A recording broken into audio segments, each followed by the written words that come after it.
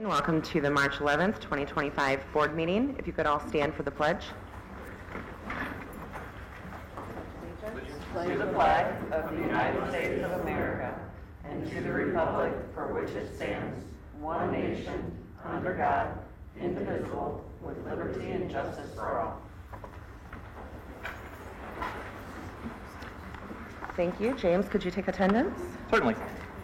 Make sure everybody can hear me okay. Amanda? Here. Mike Aldred? Here. Summers? Here. Mike Whitney? Here. And Shane Gibson? Here. Ann Atchison? Here. And Sarah Beth Camperjoni? Here. One day. Did I get it? Yep, you got it. Thank you. Must be the venue change. Any changes to the board agenda? I have none. Okay. Then let's roll right into our first presentation. Mr. Chad Boyd.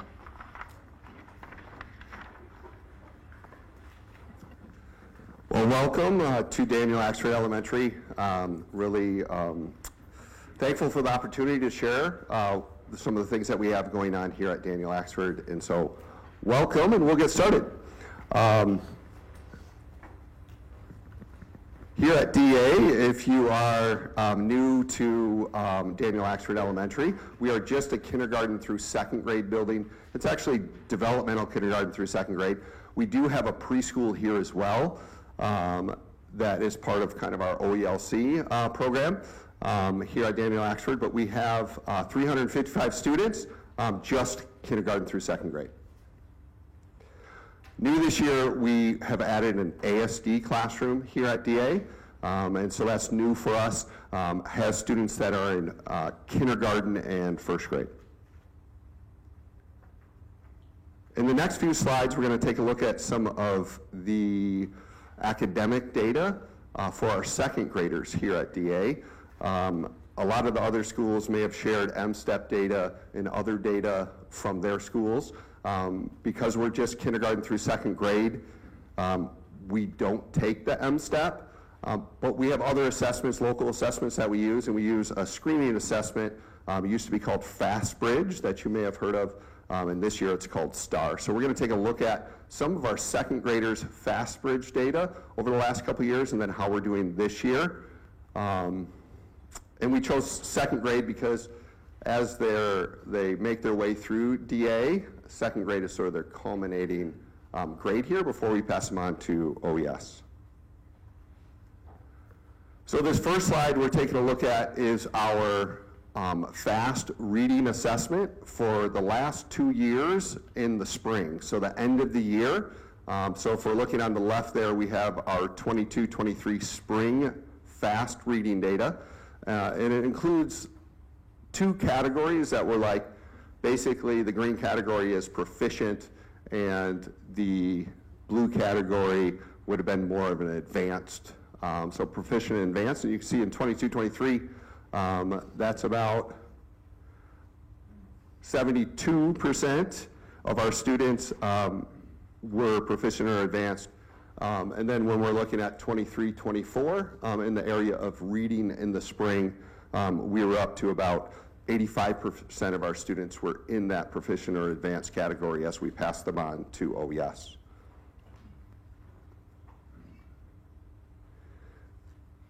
Same 2 years, but this is on the math side. So we're looking at our FastBridge math screening assessment. In 22 and 23, 79% of our students were in the advanced and proficient. And then from last year, the 23-24, we were up to 89% of our students that we were moving on to OES in the math category.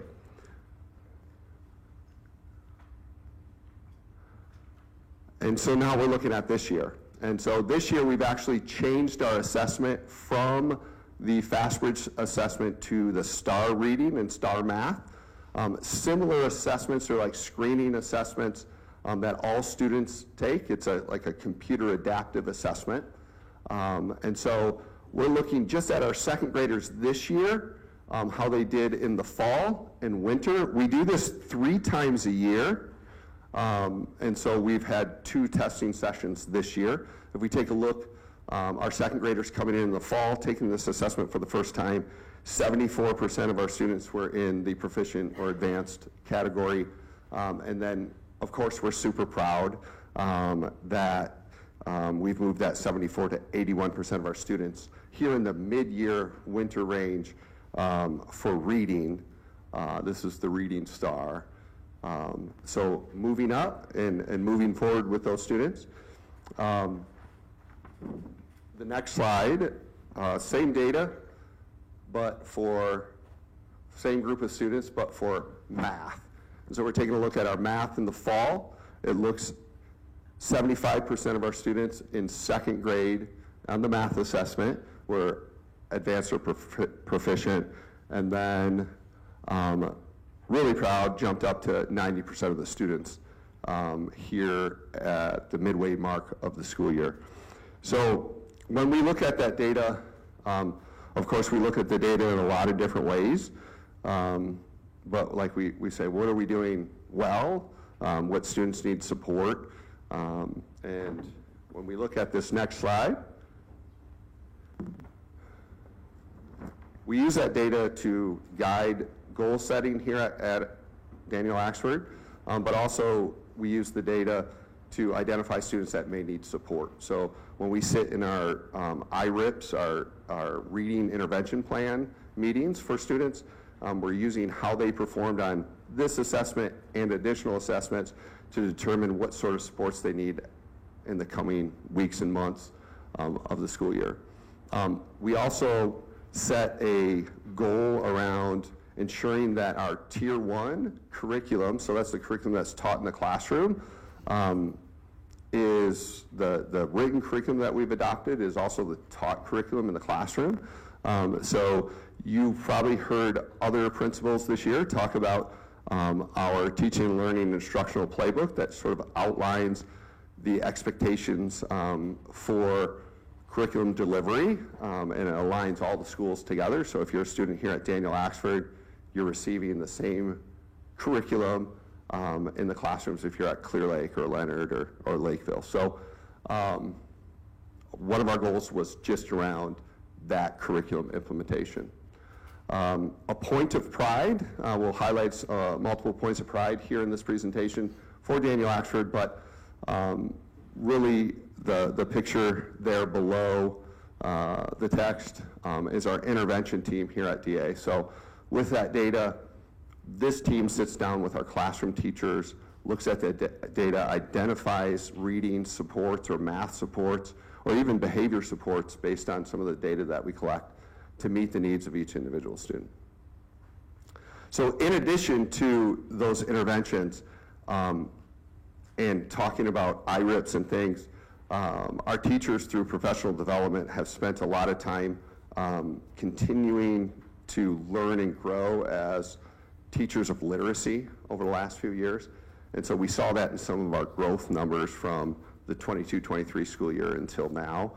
And also we have times throughout the year where our teachers get together and collaborate around that curriculum.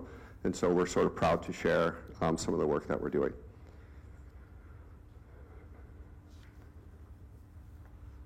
It's really hard for me to stand in one place, I'm sorry. So we're moving on to some other data that we collected over the course of the last couple years. If you take a look at this data here, a survey went out to parents. Here at DA, we don't survey our students the same way they might at the high school or middle school or just because of their age. But we get a lot of our survey data back from our parents and staff. If you take a look at this slide, in blue is this year's data, and then in red is the previous year's survey. So some of the things that stood out as really positive, I'm not going to read all of those, but one of the things that we were really proud of, on the very bottom it says 93% of parents agreed or strongly agreed that the school encourages families to volunteer. And we're particularly proud of that, one, because it jumped up from 78% the year before, but it was an area of focus that we had last year, coming out of our COVID years and those sort of things. getting parents back in the building was really important to us. So we emphasized that last year, and it was like very satisfying to see that the work that we were doing showed positive results. So if we take a look at the bottom there, is our area of focus this year, and that is here at DA, one of the areas that we want to see grow. 71% of parents indicated that discipline is enforced fairly. And I think that's come up in many of the surveys across the district. And so it's an area that we are working on. It bumped up a little bit from the year before, but we continue to do our work in and around PBIS. I think all the schools have probably talked a little bit about PBIS in their presentations.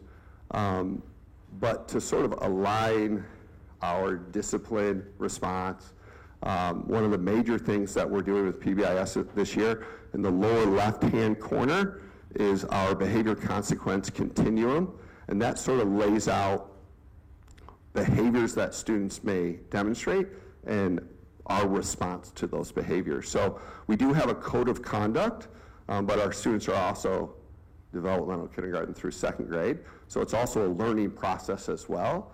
And so our response first is to teach and reteach, to be sure that they're understanding what our expectations are while they're here at school. And this really helps get all staff aligned in response in around behavior. So some of it starts in the classroom, some things become office managed, and office supported and classroom supported. So that, in addition to that, our PBIS still focuses on acknowledging positive behavior. That's a huge, major piece of our PBIS here at school. Students earn paw tickets, and we have special celebrations in and around students being acknowledged for being principled, carried, and safe here at Daniel Axford. In classrooms, teachers are using community circles to build relationships and talk about expectations. Students are participating in second step classroom lessons. And in one area as well we're working on is collecting data around behavior. Teachers have incident reports, or where if the student has a minor behavior that they've addressed, just documenting so that we can build as much support around that student as we can.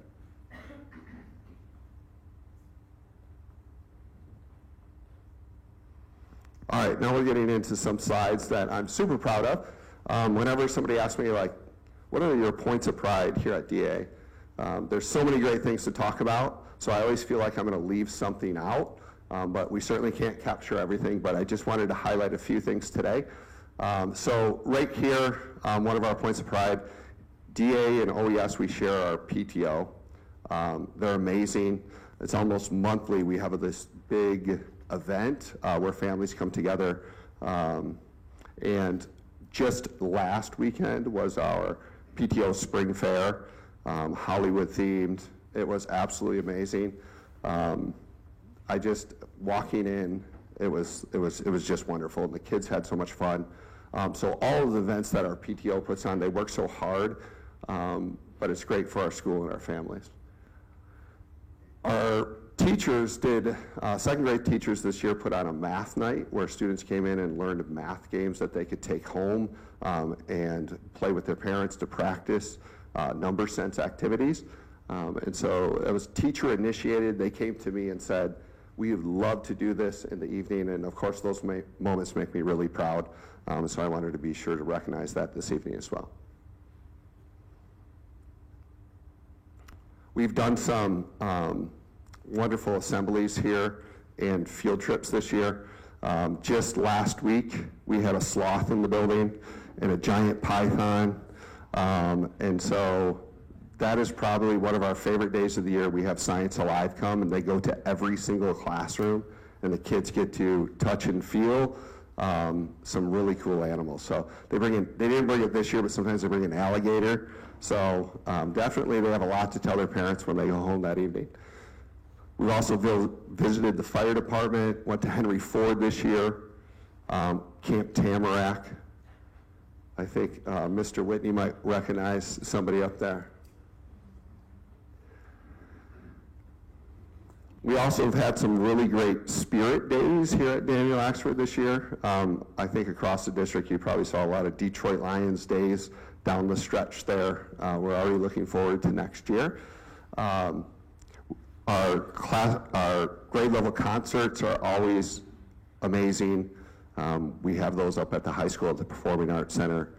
In the upper right-hand corner, our students, our teachers celebrate at the end of writing and reading units. They do some sort of celebration, and many times it involves inviting parents in to hear different writing that students have done or reading with students. And so that's always a great time to see parents coming in, the kids so proud to share their work.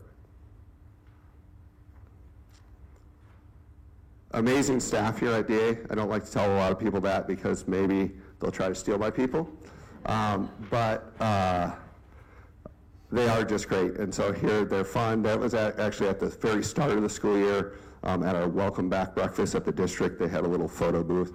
And so super proud of our staff and love having them. We also have a wellness team. Mrs. Francis, very competitive. We did a Super Bowl wellness activity. We all made soup.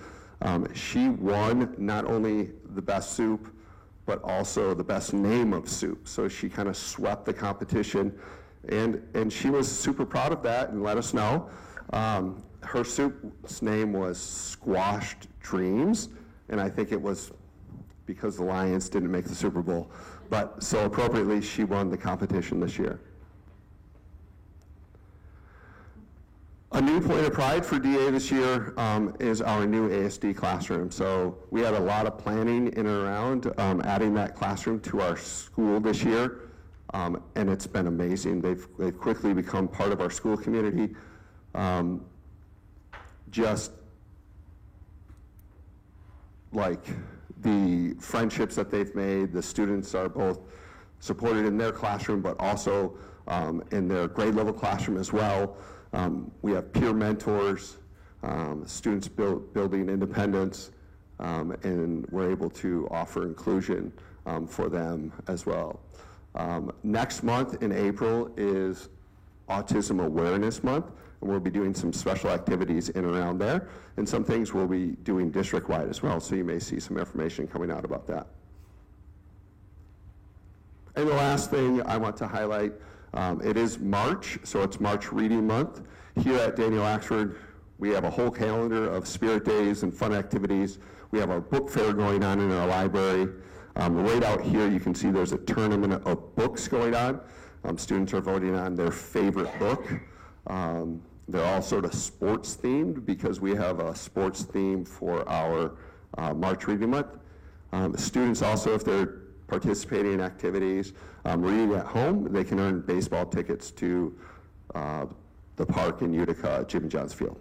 So I think all schools probably have March Reading Month activities. March is not the only month you should read in, but it is a special month that we celebrate reading. And that is all I have. Does anybody have any questions for me?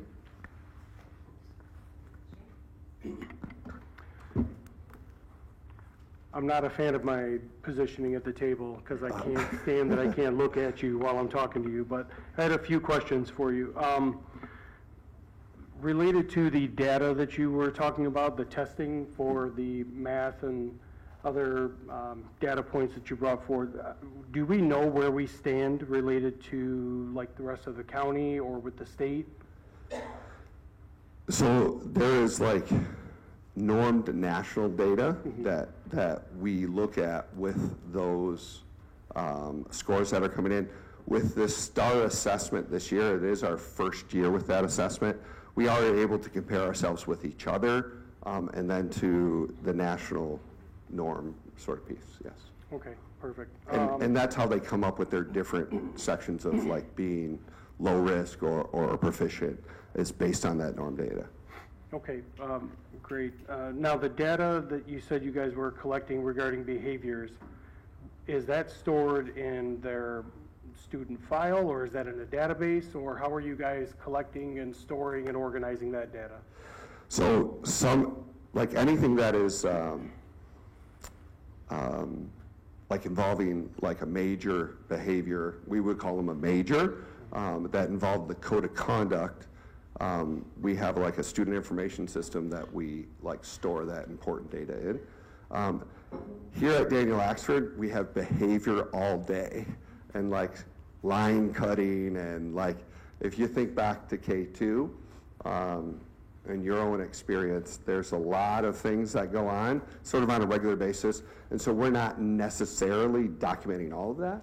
But if it is something that's getting a little more elevated, hey, we've talked about that a bunch, teachers document it somewhat in their own way, and then we have like some unofficial ways that we sort of like Google form that we keep some of that stuff in to determine like, is this something that's getting bigger? It's more so that we can align supports to those students and reteaching opportunities and those sort of things. But becoming part of their like permanent long-term record, it would have to be like a major thing that we turn to the code of conduct for addressing those behaviors. Okay, perfect. And sorry, last question. The ASD classroom, is that an indefinite thing here, or is that tied to funding that we're worried about down the line? I don't know those like exact answers, but I'm hoping it's indefinite. So I think it's certainly become part of our community and culture here already. And so we are planning on having that certainly indefinitely going forward. Awesome. Thank you. Yeah. Thank you. Anybody else? No? Don't be sorry at all. Thank you for hosting. It's Thank been you. very lovely. We appreciate your space and, of course, your presentation. Thank you for having me.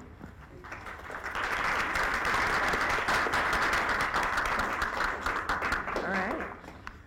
Next up, our food service update from Patty.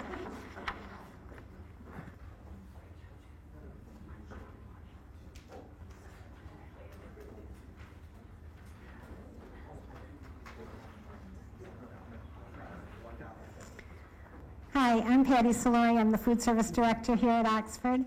Thank you for allowing me to be here tonight to talk about the updates at the middle school, at OEIC, and I have some pictures that I'm going to share. But first, I would like to talk about what an excess fund balance is, because that is what has allowed me to do the renovations. An excess fund balance is when the fund balance exceeds 3 months of average expenditures at the end of the year. Directors have to submit a plan on how to spend that excess fund balance, and it has to be done by the end of the next school year. The food service fund balance is a restricted account, and so it cannot help the general fund. Those funds have to be reduced by putting it back into the food service program, by buying equipment, more staff, upgrading food quality, things like that. During COVID, so every month I get reimbursed by the state for every meal that I serve for that month. During COVID, the reimbursement rate went higher than I would ever have charged for a lunch, and it really hasn't come back down. And so now that we're feeding everybody for free and our accounts are up, all of us in the state are in the same boat. So they've been pretty lenient about making us spend it by a certain amount.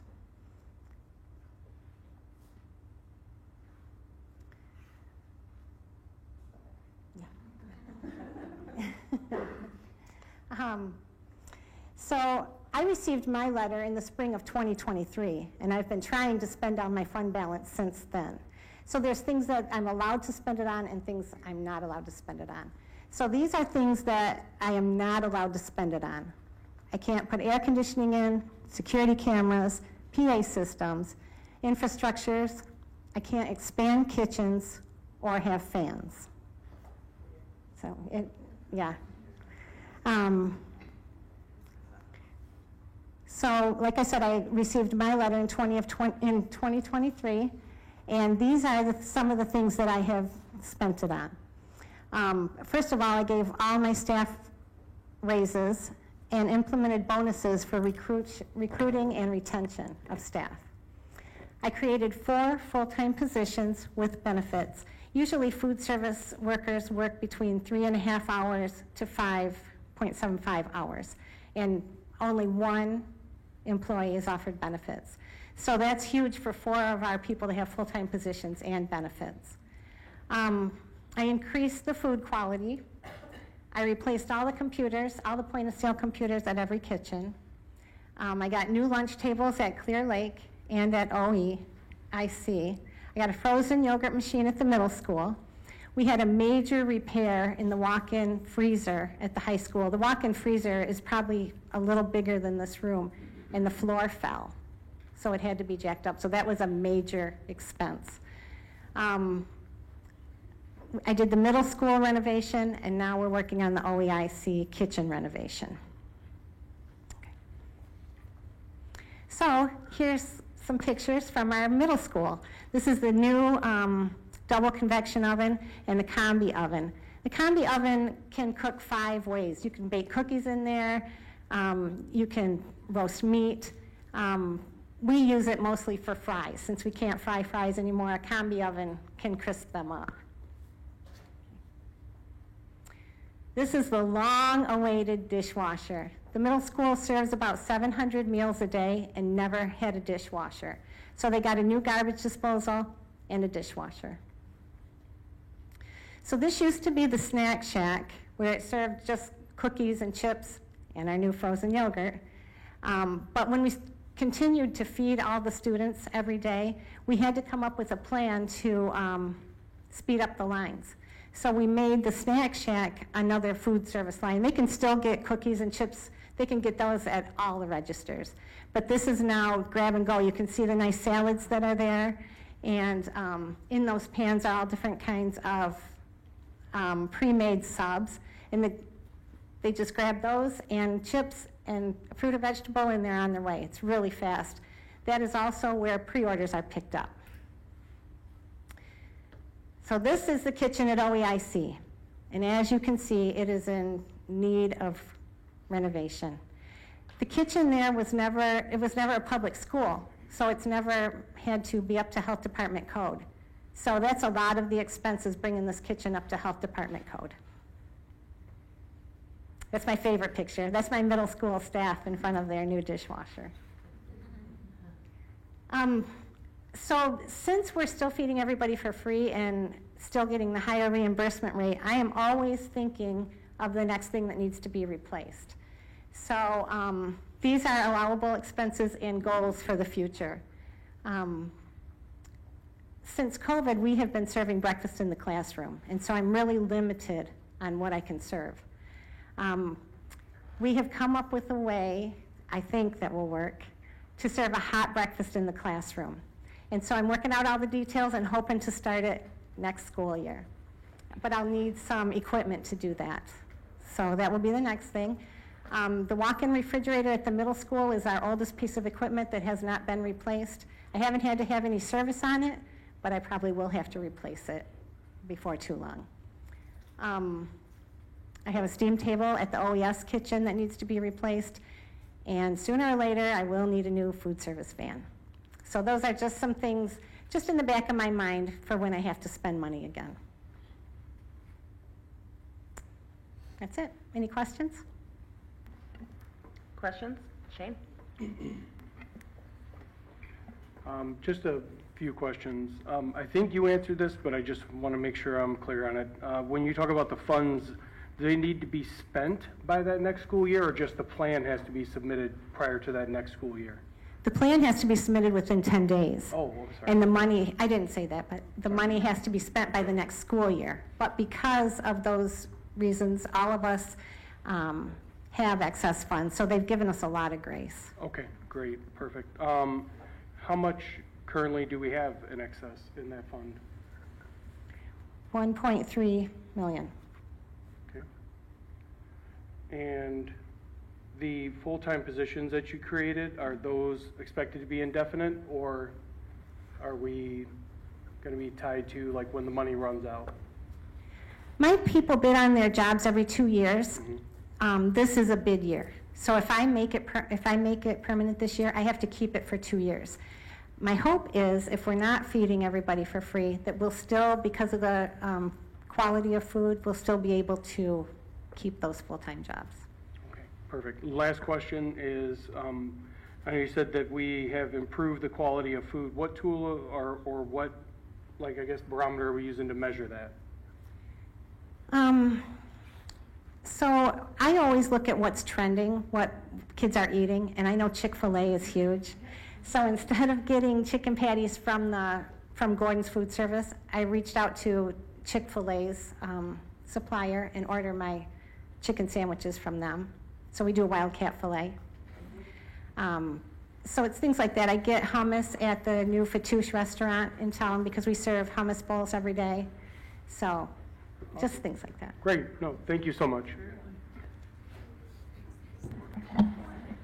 Thank you. Anybody else? I have Yep, Mike. some. Well, first off, thank you. I know that some of my kids would appreciate bringing back the hot breakfast. So that was one of the things that they appreciated, I guess.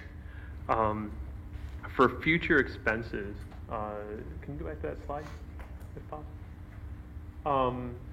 For the, I guess, well, one of the questions I had was as far as the new service van. So for a food service van, I know we do, I think we do deliver food at times to some of our other, so what would that food service van be used for? So the food service van does caterings, like if there's a catering in the district, they deliver that. They also do all the mail throughout the district. And then if, Okay. say DA forgot to order something and they needed it from the high school, he would run that over.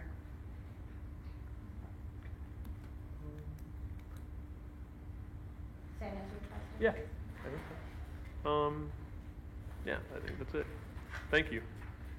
Thank you. Sarah Beth? You talked about how before COVID, not all the students got meals, but because of COVID, they now have to be.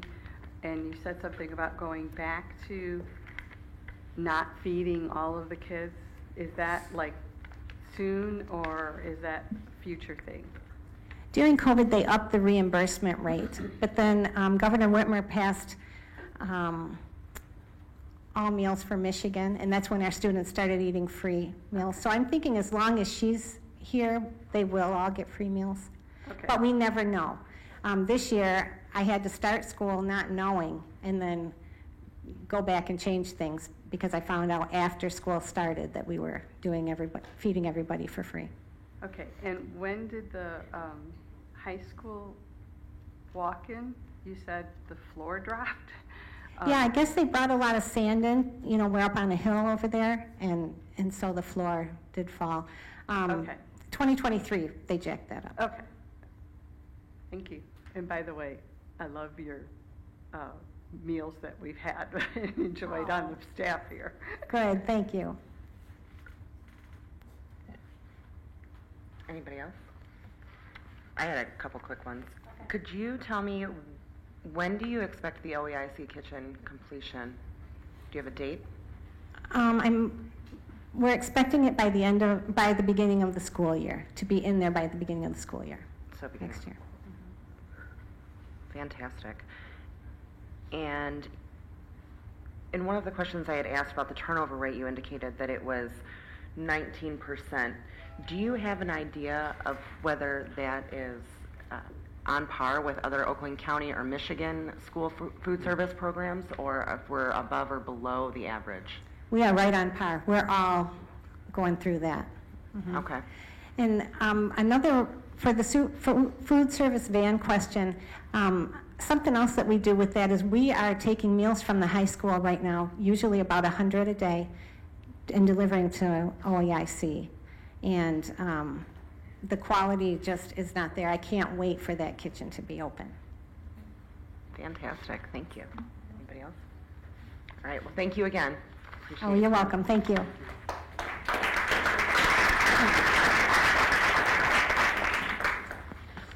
All right. Let's scheduled public comment. We did not have any. Moving into the consent agenda, we have our regular minutes and closed session minutes and HR updates. Would anybody like to make a motion? Mike A? Move to approve the consent agenda as presented. Support? James, thank you. Any discussion? All those in favor? Aye. Any opposed? Motion carries. All right, moving into our superintendent's report. Dr. Milligan. All right, good evening, everyone.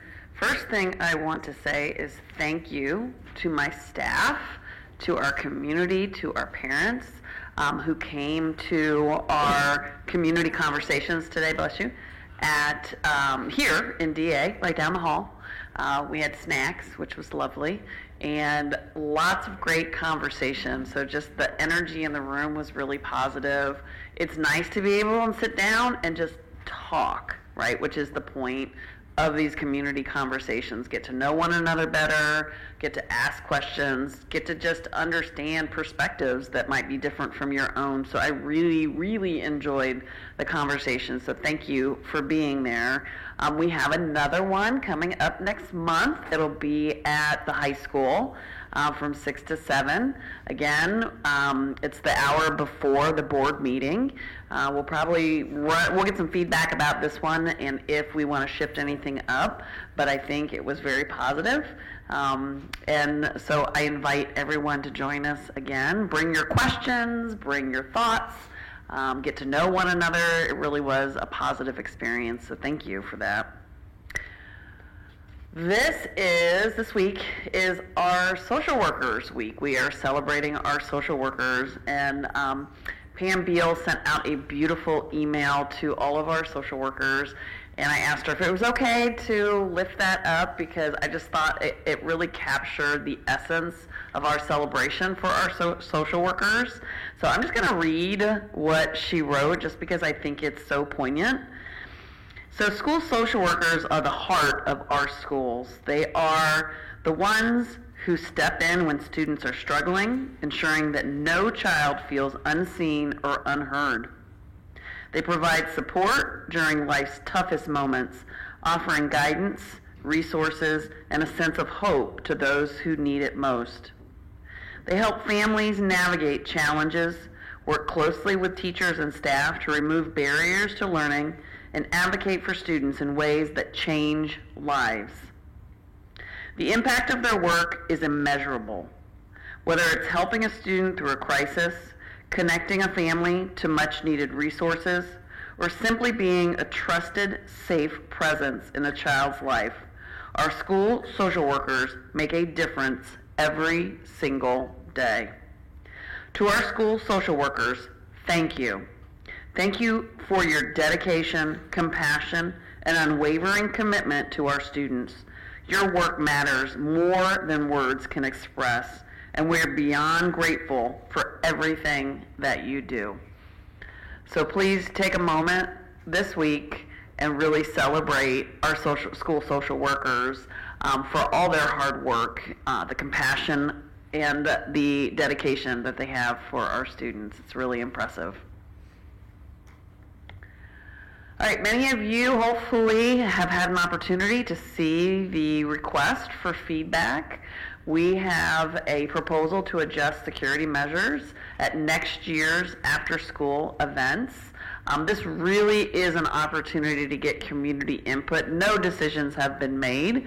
We just want to get a sense of where people stand with these concepts. And this actually came out of our Parent Safety Advisory Board. This is what got the ball rolling because we were trying to figure out what is the best structure safety-wise for after school. Right now it's set at 500, but there's no real rhyme or reason as to why it's 500, why isn't it 5,000, why isn't it 50, right? And so we brought it to our Parent Safety Advisory Board, and they kind of got us rolling on this path. They said, hey, why don't you talk to the safety experts and see what they have to say? So we talked to our sheriff's department members as well as our internal safety experts, And, they gave us great input. So then we continued to craft the proposal. We brought it to the district safety committee. We modified it even more. We brought it back to the Parent Safety Advisory Board. We modified it even more. And I brought it to the board last December and said, hey, we're going to get some more feedback from our community. Trust me, I very much understand that safety is extremely important, and I would never, ever compromise that. I just want to make sure that we have a good understanding of how we are approaching safety, and is it the best way that we can do it, right? So your feedback is very welcomed. Please take a moment. We'll keep it open. No decisions are going to be made until we have a clear understanding of where our community stands in terms of our after-school safety protocols for next year. So thank you in advance for taking the time to fill this out and give us a good sense of where our community stands. Our moving truck did not look like that at all. It was not orange. It was a big white van. But that's what landed there. So central office has moved to OEIC. We are officially over at OEIC. It's magical is probably the best word that I can use, right? When I say magical, yes, it's a lovely space, but more importantly, being together, seeing one another in the same space. We've been so compartmentalized for so long. Some are here, some are there, some are all over the place, and it's just so nice to be able to see people as you're crossing paths. And a lot of our communication happens just casual conversation. We get to know one another better. We strengthen our collective work. So that has been a really incredible situation for us at central office.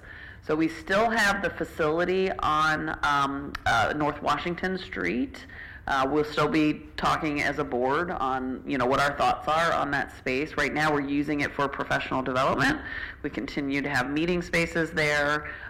We actually are in collaboration with some of our community members who may also hold meetings there. So it's definitely going to be well used until we decide our next steps.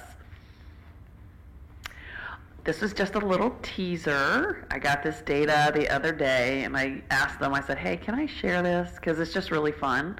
As you know, attendance during the pandemic, and then, of course, the tragedy, we have just had one situation after another, and it has definitely impacted our attendance across the board. That was one of the first conversations I had when I got here was my team talked about the challenge with attendance. And, there's a variety of reasons why we've had attendance challenges, but many of our schools in their presentations talked about initiatives, PBIS initiatives, different incentives that they have. The high school has the exam incentive. And we're looking at the data. It is really impressive, and we're not at the end of the year yet, so hopefully it will be even more impressive. You can see a significant difference in where our students fall in the different attendance bands. We have a significant number increase in the 90 to 100% attendance. And I'm sure this is kind of a given, but there is a very strong correlation between student academic success and attendance. So the better the attendance, the more likely they'll be successful academically. So this is just a teaser. Hopefully we'll see this across the board. I just couldn't wait till, Brad, I stole your thunder. All right, we've had some exciting strategic planning sessions. We are really making great progress. I'll show you on the next slide. The cabinet showed the vision, mission, core values. We're now working on our goals. We've been really focusing on, What is the spirit of the goal? What are the structures of the goal? What do we talk about with align to action? So we've had a lot of great conversation. We just brought that to our ad team, so thank you to our ad team for giving great insight and input into these goals. As everybody knows, this is a very iterative process, right? We go back, and actually the goals that I'm going to show you right now, they're on their actually 4th iteration. So we'll probably have several more iterations before we even get close to a final draft that we would then use at our community meeting on April 9th. So it's actually been, for us who love that stuff, like it's been really fun. So that's where we're at, and hopefully by next week we'll have kind of a solidified version of what it is we're going to share with our community in terms of the goals. So our vision, mission, and core value really came together very nicely. We have it there. Vision is empowering learners, building community, inspiring futures, and as somebody said, put it on the side of the bus. Why is your face like that? It's just his face. I'm Just my face, but Sorry. I don't have that slide. Oh, you don't? Oh, okay, sorry. I must have added that. Sorry. Sorry, sidebar. And then we have our mission, providing a supportive, safe, and opportunity-rich educational experience that fosters belonging, builds self-empowerment, and prepares learners to contribute to a connected community. I know, that's awesome, right? And then our core values: empowerment, belonging, innovation, and integrity. I just love those. And what I love about those is I know how much hard work went into creating those and how many voices were heard before we landed on those. So it feels really good. I talked to somebody today, they're like, this just feels good. It feels good to be kind of reshaping and re-understanding who we are as a school district, so it's really fun. So that's our 3rd iteration of our goals, and we're working on our 4th iteration right now with the feedback from ad team, and we'll continue to craft those, and we'll get lots of community input at the next meeting. One of the feedback pieces that community gave us is they loved the gallery walk, but they really loved the small group conversation, and they just wanted some more facilitation at those small group discussions. And so our ad team found out today that they will be helping to facilitate that dialogue, and they are incredibly excited. They will be. They will be, right? Yes. They will be incredibly excited to do that work. So we're looking forward to our next session, again, April 9th. We did send out the sign-up. Remember at the last session, we said, hey, all of you awesome people who came, bring a friend. So bring a friend. You'll get to sit together and everything, I promise. We will not separate you. And so you can scan that QR code. You can put in that link. Sign up. Please join us. The more voices, the better. It was such a engaging and energizing experience just to hear all of the dialogue of people's hopes and dreams and how we want to shape Oxford Community Schools. Added bonus, so for our board members, after the strategic planning session, Dr. Dixon, who is one of our facilitators, is actually going to do a short workshop for our board members that attend each session. Essentially, the title is, okay, we have a strategic plan, now what? What do we do? What does that mean for our work as a board? So that's 1 hour after each of the sessions, and she is going to facilitate that conversation so we know how to leverage that tool. It's pretty exciting. I do want to bring to everyone's attention, you see on the agenda, there is a staff reduction that the board is going to vote on tonight. I did want to talk a little bit about that staff reduction. The position is the grant-funded Executive Director of Student Services and Wellness. That's Todd Barless. The grant funds have ended, and with his leadership and the support of his team, we have made significant progress in strengthening the district infrastructure for supporting the well-being of our students and staff. And it was really fun here at the meeting. Todd was talking about all of the things that they've put in place in the schools, and the community member who was with us was just bedazzled. She was like, wow, you have all of that, you do all of that. He talked about the peer mentoring, he talked about the trusted adults, he talked about, you know, all the programming and support that we have. So we have a very robust program that we have built over this time period. And ultimately, a grant, the goal is to work yourself out of a job. Right? The goal is to build capacity. As I say a little bit further down, wellness lives in our school, and we have really built that capacity in our schools. When you go into the schools, the number of supports we have for students is really impressive. It brings me great joy to see the care and love that we have for our students. So, which is the only reason we can really transition this position, because there is the confidence that we have the supports in place. Now, the good news is that Todd Barless has agreed to transition to Crossroads. He actually started his career with Adjudicated Youth, and now he'll be with Adjudicated Youth and supporting their education. So we're excited for him to transition there. In that position, he can also continue to support some of the wellness initiatives that we have at our community level. So we're super excited that we're able to still benefit from his talents. That's pretty exciting.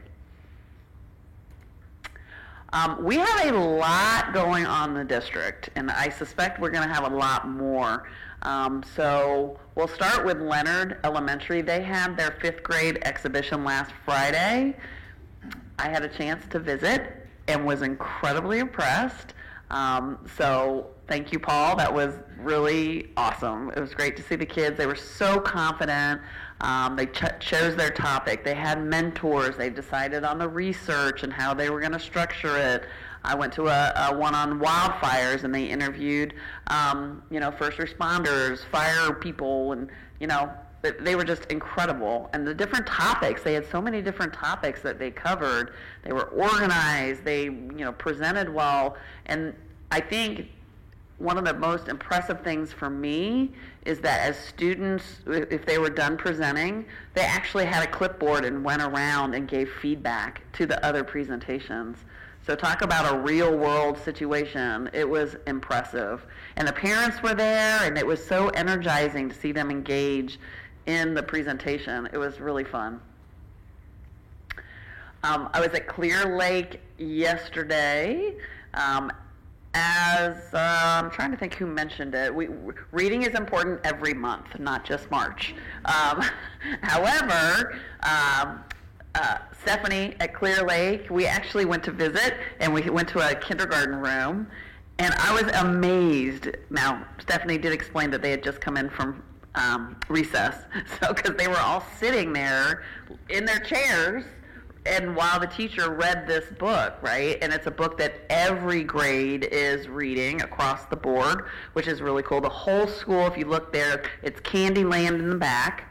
And from the ceiling, there's these little candy decorations that are hanging down. It was so cool. And just a really engaging and energizing situation. And Stephanie talked about how families receive the book at home, so they can also read that book with their child. So it's just a really neat way to approach reading from a community standpoint. So I thought that was really great. Thank you for sharing all that, Stephanie. We had the finale. Okay, I might have been a little addicted. I went to the play 3 times, sorry. But the last time I actually got to go behind the scenes, and oh my gosh, our kids are just amazing. They are just incredible. Huge shout out to Krista Price, Jim Gibbons, Dana Brewer. And all of the staff, I cannot name all of the staff, because everybody really participated.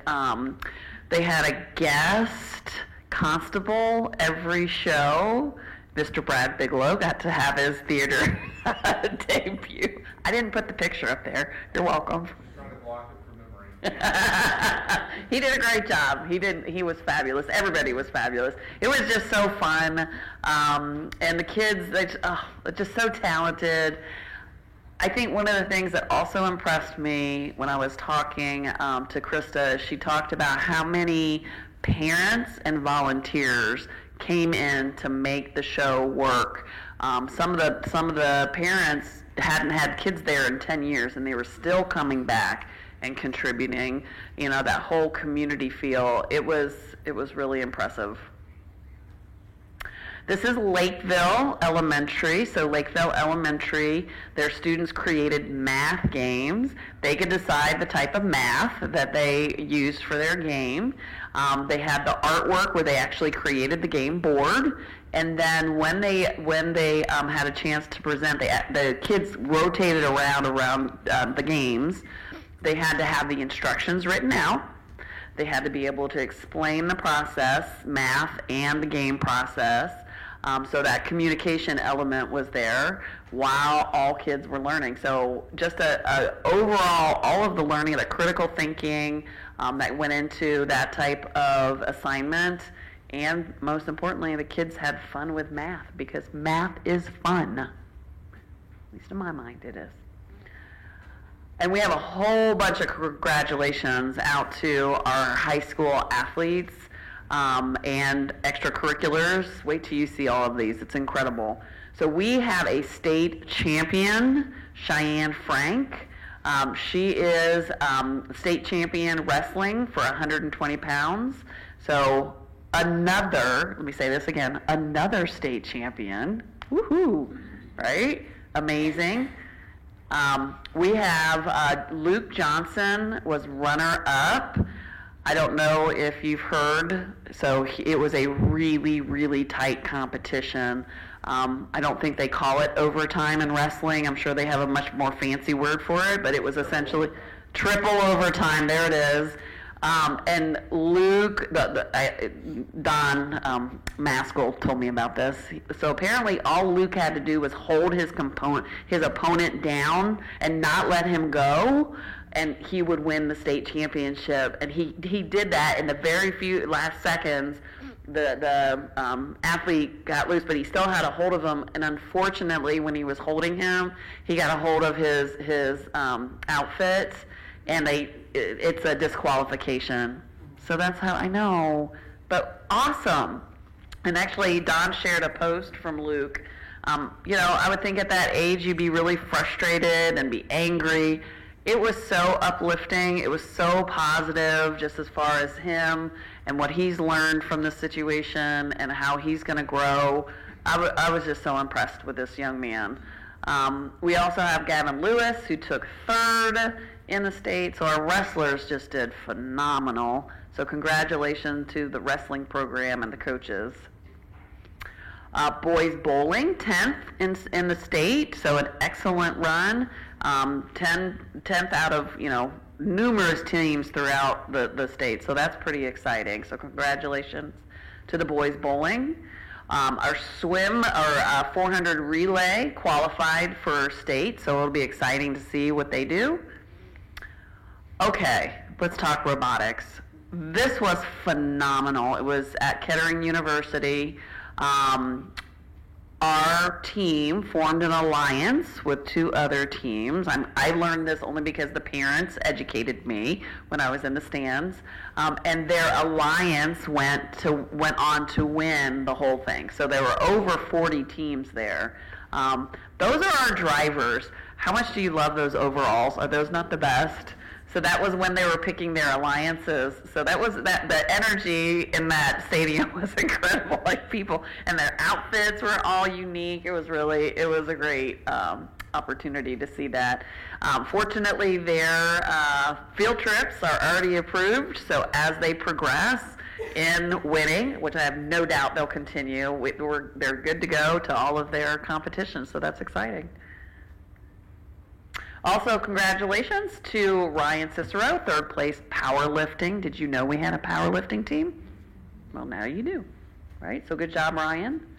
Our boys swim and dive, Ian Frank and Nathan Lagest. I probably said that wrong.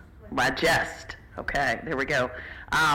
Also, they're league champions, Ian in 100 backstroke, and Nathan in, that says 11 dives. So I've been informed that 11 dives mean they have to do 11 different dives, which I didn't even know there were 11 different dives. I just know the head first dive, that's it. So congratulations to both those young men.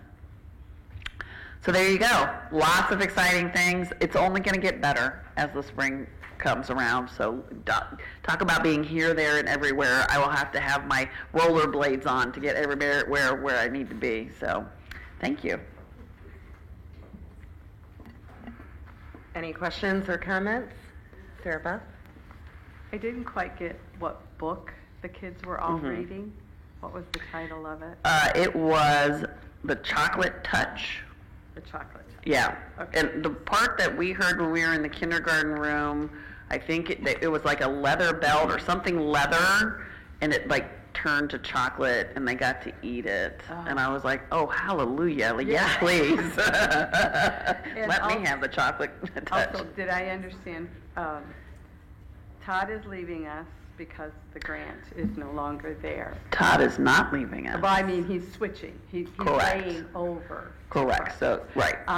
So we have a wellness person in each building, though. For sure, yeah. We have FSLs. We also have district. So some of his role will be divvied up among other people who Okay. will be able to support that work. Okay, thank you. You're welcome. Shane? Yeah, sorry. Just a quick comment, I guess. The community conversation, I really enjoyed it.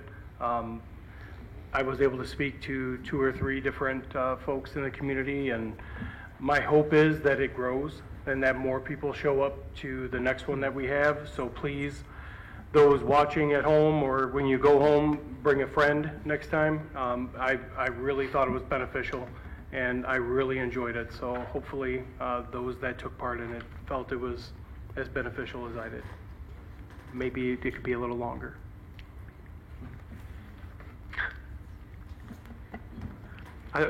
Just one, I guess, point of clarification. The board workshops after the strategic plan. So there's the 2 time slots. So you're saying after those, After each of those time Correct. slots. So there's 2 options. Okay. So whoever Yeah. attends the first Okay. one, Talisa will do the workshop after that, and the second one as well. So you have 2, whichever one you attend, you'll be able to have that. Anybody else? I want to echo what Shane said. I absolutely love when we have our community conversations. It never disappoints, and I'm very excited that we started it back up. So thank you. I appreciated the format this time where we were segmented into different departments from the district. That I think was very helpful. It wasn't more of a, if I don't know the answer, I need to get back with you. We had all of the experts here with us tonight. So thank you all for your time. Thank you for our community members' time, and we really, really hope to see you next month. And speaking of thanking, just want to say thank you to all of our staff, principals, everyone who has hosted us through our school walkthroughs. We have gone through most of them. A few are upcoming because of rescheduled dates, but we have thoroughly enjoyed that. That has helped us as a board connect with the work that we do, and we thank you for taking the time. That was Mrs. Sullivan's class, by the way, with the excellent behaving kindergartners. So thank you to all of the teachers and students who have allowed us to come into your classrooms, principals for taking your time with us. It is very much appreciated. We have a few more left, and I just can't say enough good things about that. So that, and lastly, I just have to say it because it's been brought up twice. Mr. Boyd, if you ever have a sloth in the building again, I think you need to make this board aware because everybody was jealous. So just want to throw that out No, there. I wasn't jealous. I was angry. I was being nice. It was pretty awesome. All right. Well, thank you again, Dr. Milligan. And we will move on to our next item of the agenda, Board of Education matters. As you remember, we had a couple of field trips last meeting, so we are here tonight to move to approve those. If you are ready, unless anybody has any other questions, I can take a motion. Sure. Mike, thank you. Move to approve the OMS choir field trip as presented. Support. Shane? Any discussion? All those in favor? Aye. Any opposed? Motion carries. Next one, Mike, you want to just go into it? Yeah. Move to approve the resolution as presented. For the staff. Support. Mike Whitney, thank you. Discussion, as you know, Dr. Milligan just touched on this issue, but if you have any other additional questions, comments, now would be the time. No? All right, James, you want to do roll call? Yep, roll call vote. I need a yes or no, please. Mike Whitney? Yes. Shane Gibson? Yes. James Summers, yes. Ann Atchison? Yes.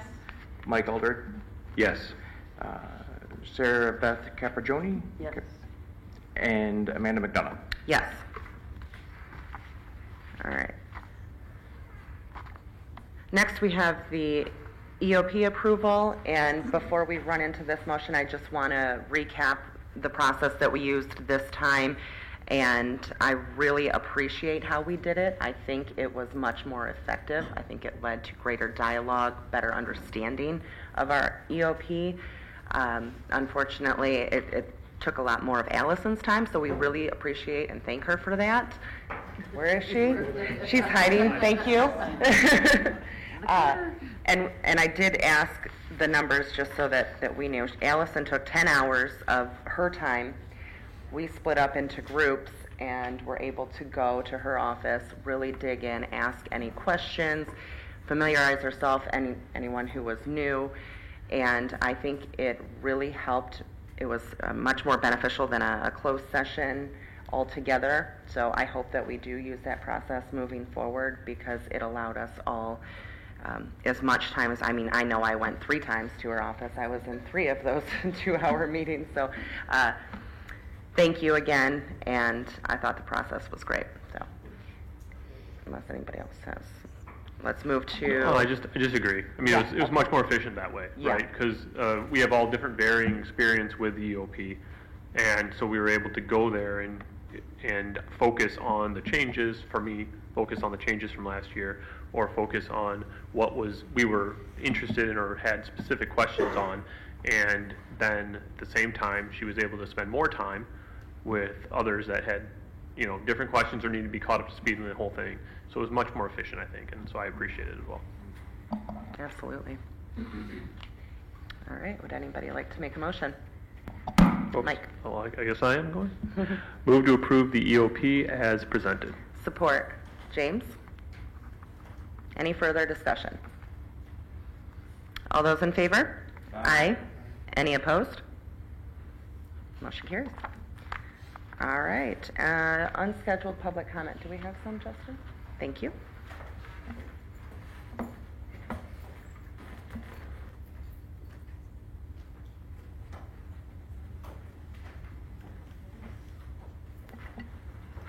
Jennifer Hart? Didn't realize I'd be the only one, but. Hello, I'm Jennifer Hart. I have 3 students here in the district, 2 here at DA and 1 over at OES. And I put down that my concern was budget concerns. And I wasn't planning on talking tonight, but right before I got here, I saw the news report that they are laying off half of the Department of Education staff.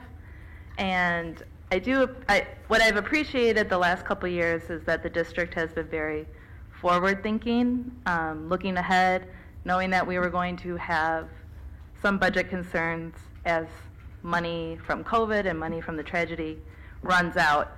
And I guess what I want to express to the school board is, as a parent, I'm very concerned with how upcoming budget constraints coming down from the federal and the state level will affect our schools. at the state level, you know, the Republican House just cut $5 million from the state budget or something like that. And it's just very worrying to me as a parent sitting at home. So I'm not asking tonight necessarily for a direct action from the school board, but I just want to express that as a parent sitting at home, we are very worried and we are very concerned about this issue. So I just look forward to hearing from the district and hearing from the school board what plans or contingencies or even just some empathy towards us and how that's going to affect our students moving forward. So that's all I wanted to say. Thank you for the opportunity.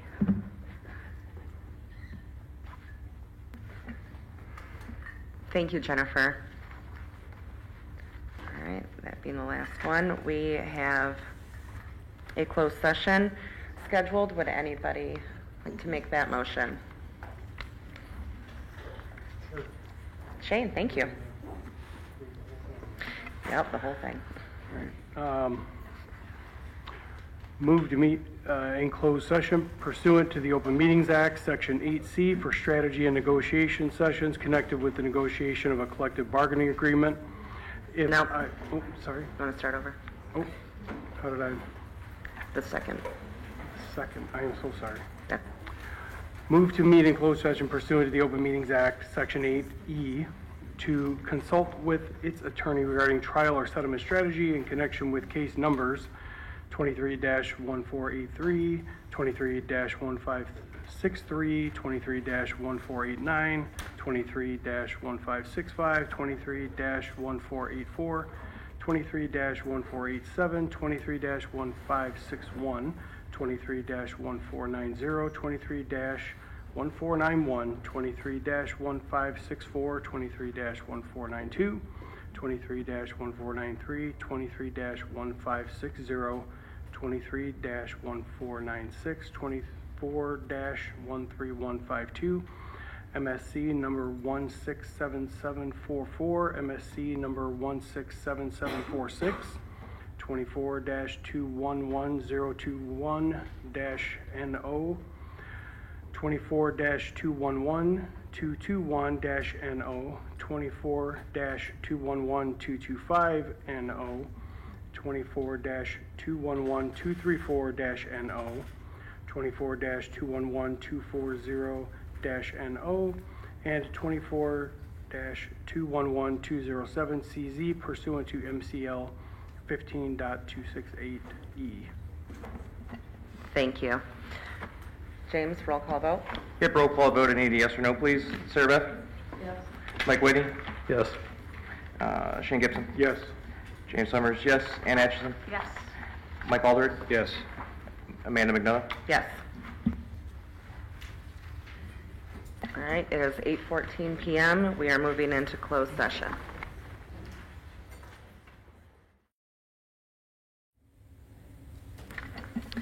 It is 9:26. We are coming back from closed session.